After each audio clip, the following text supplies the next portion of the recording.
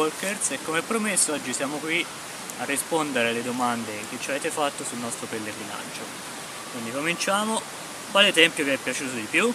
Senza dubbio il numero 45, se si parla dei tempi ordinari, perché comunque era un tempio molto isolato, bello, antico, e c'erano tanti alberi che superavano anche 1000 anni e c'era un'atmosfera veramente particolare. Per quanto riguarda invece la parte insomma più bella che ho visto era il Tempio 27, ma non era proprio il tempio, ma era il santuario shintoista che si trovava sopra il tempio a 500 metri di strada sopra la collina dove stava il Tempio 27 e non c'era nessuno e sono stato solo io, purtroppo Luca non mi ha seguito, era un tempio molto bello. Invece per quanto mi riguarda è stato il tempio numero 38, quello che era a capo a Shizuri, cioè il punto più a sud dell'isola di Shikoku. Tempio molto grande, con tanti edifici, immerso nel verde, c'era anche un laghetto con le carpe, molto particolare e pittoresco. Bene, passiamo quindi alla seconda domanda. Qual è stato il nostro momento migliore? Per me è stato quando siamo arrivati in cima al monte Shizuchi, non so se vale lo stesso anche per te, perché dopo una scalata di quasi 2000 metri e 6 ore di tempo siamo arrivati in cima, abbiamo visto tutto il panorama dello Shikoku, una giornata meravigliosa, è stato veramente il momento top di tutto il viaggio per quanto mi riguarda. Penso che concordo con Luca, in quanto è stata sicuramente l'avventura migliore in tutto il viaggio. Prossima domanda, e quello peggiore? Che dire, per me il momento peggiore è stata la terza notte in tenda, quando con poca furbizia non abbiamo teso la tenda bene, ci ha colto la pioggia in piena notte, mi sono svegliato alle 4 del mattino con il sacco a pelo, lo zaino, i vestiti completamente fradici. È stata una giornata dura, aveva piovuto parecchio e abbiamo dovuto pure camminare 10 km sotto l'acqua la mattina dopo per poi rifugiarci in un bed and breakfast e asciugarci perché eravamo completamente mezzi, quindi per me il momento peggiore fortunatamente è stato anche all'inizio della vacanza, quindi siamo stati subito battezzati. Non posso quotare e aggiungere che mentre lui è uscito a piantare la tenda io mi sono girato dall'altra parte e ho continuato a dormire. È stato comunque un brutto momento anche per me. Com'era la vostra giornata tipo? La nostra giornata si svolgeva più o meno così, avevamo la sveglia alle 5 del mattino, 5 e mezzo. 5 e mezzo più o meno. Questo è l'ultimo mese, il primo mese ovviamente ci svegliavamo un pochino dopo. Tempo un'oretta di fare colazione, risistemarci, se eravamo in tenda a rifare la tenda, se eravamo in un tempio insomma a raccogliere tutte le nostre cose. E dopo colazione partire, quindi già verso le 6, 6 e 20 eravamo sempre per strada. Camminavamo fino a circa l'ora di pranzo, facendo una colazione intermedia, quando ci veniva fame ci fermavamo per mangiare e a quel punto avevamo già fatto fra i 20 e i 25 km. Dopo di ciò, se ci andava, camminavamo anche il pomeriggio, magari dopo aver riposato un paio d'ore dopo pranzo. E di solito, massimo per le 6, quando ci andava male per le 7 di sera, eravamo già accampati in qualche punto o avevamo già trovato la sistemazione. La maggior parte delle volte trovavamo già verso le 5 dove dormire e quindi ci fermavamo per quell'ora. Andavamo a letto verso le 8-9 di sera e si ricominciava la routine. Così. Cosa mangiavamo?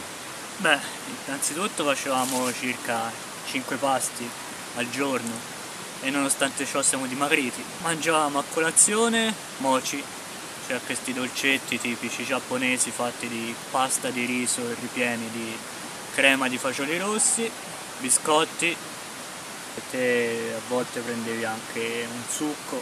Sì, yogurt, la mattina cercavo di mangiare muesli quando possibile. Comunque fare una colazione abbondante, spesso prendevamo anche un paio di onigiri a testa, banane, comunque roba dolce, cercavamo di mantenerci alla colazione dolce all'italiana.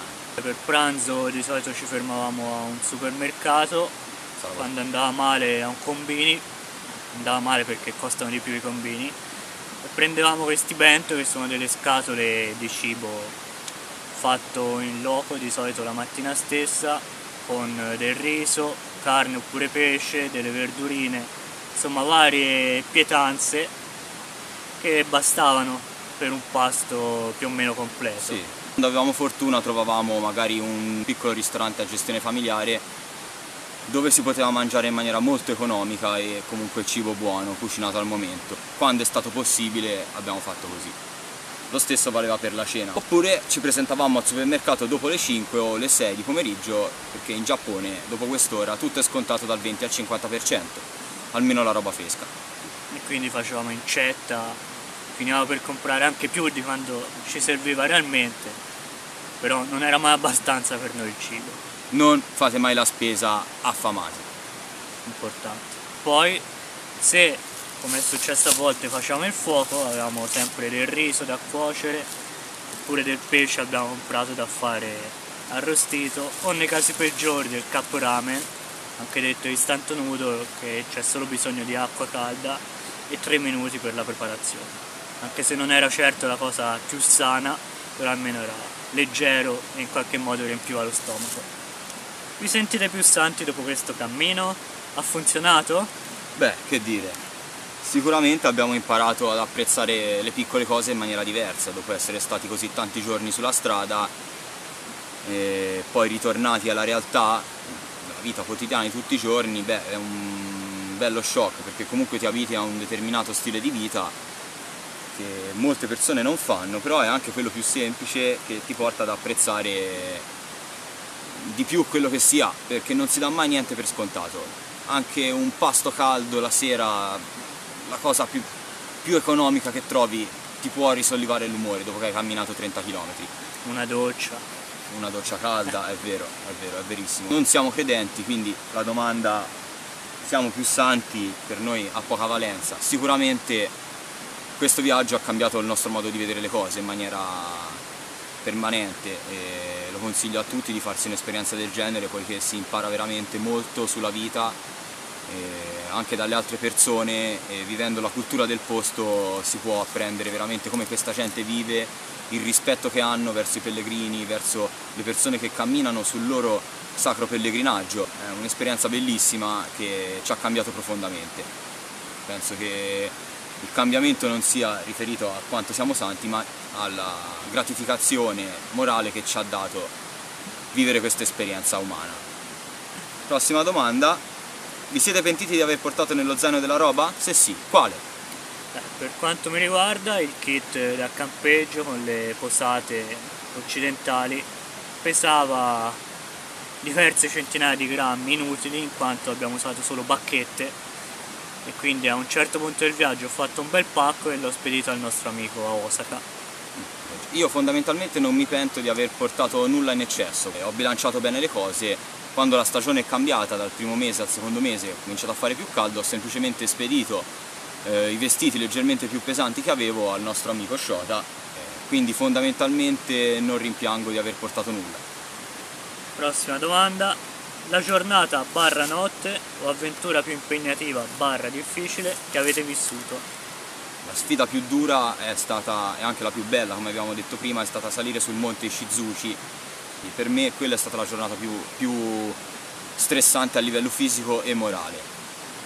Beh, anche per me è stata quella giornata, perché per salire nell'ultimo tratto per circa 250 metri ci siamo arrampicati con delle catene piantate nella roccia, quasi in verticale, e dei tratti erano anche ghiacciati, e non avendo mai avuto prime esperienze simili è stata abbastanza dura, però è stato bello, è stato gratificante arrivare in cima, e è stata altrettanto dura la discesa, soprattutto per i ginocchi, e i giorni dopo se ne sono fatti sentire che erano affaticati, però come abbiamo detto ne è valsa la pena.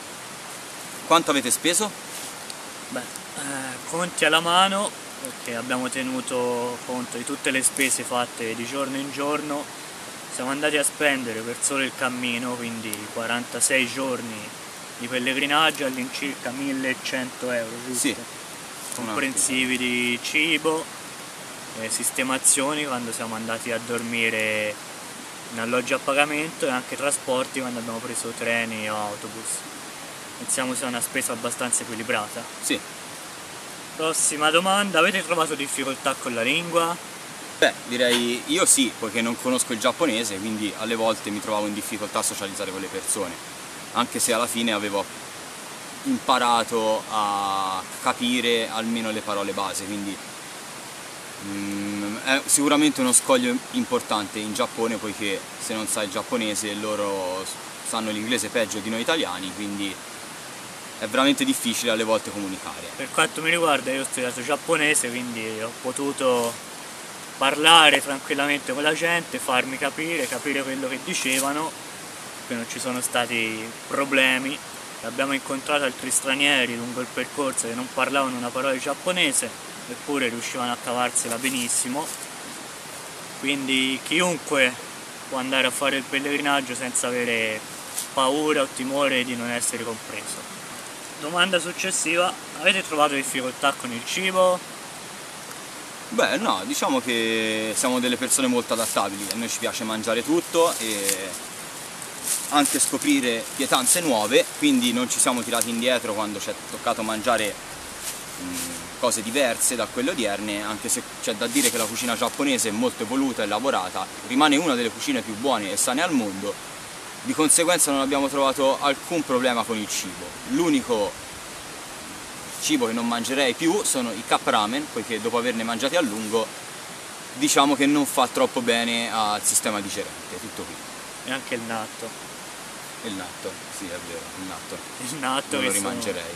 questi fagioli fermentati dal sapore abbastanza pungente, che o li odi o li ami, e a me piacciono, a Simone non troppo. Io l'ho mangiati, poi però avete presente il gorgonzola, però senza il sale e senza il sapore di formaggio, poi è quello, Più acido. più acido. Non lo so, non so se li mangerei. Prossima domanda. Bene, idee per la prossima avventura? Beh, ce ne sarebbero tante. Intanto quest'estate ce la prenderemo con comodo e forse faremo altri cammini qui nei paraggi nella nostra zona, come l'Anello della Meata o la Vetta Mare, che dalla Vetta Meata porta fino a Porto Ercole, al Monte Argentario, mentre per avventure più impegnative, beh, sicuramente ne riparleremo non più prima del prossimo anno. Sì, penso di sì. Comunque abbiamo tante idee in mente e vi terremo aggiornati su questo. Ultima domanda: a quando il giro del mondo a piedi? Speriamo presto. Speriamo almeno una volta nella vita di riuscire a farlo. Per ora è tutto, speriamo di aver risolto i vostri dubbi. In proposito, se ne avete altri commentate e noi risponderemo. Rimanete con noi per prossimi video che faremo uscire, speriamo presto, non appena avremo pronto il materiale. Alla prossima!